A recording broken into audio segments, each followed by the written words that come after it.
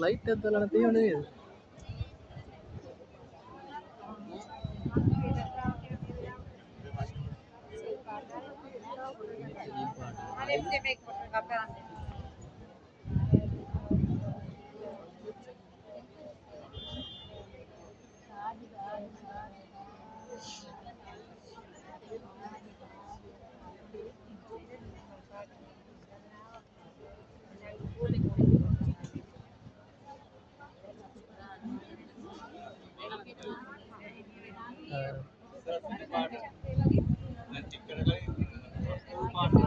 ඕකට වුණා දැන් පාට පෙන්නන්න ඈ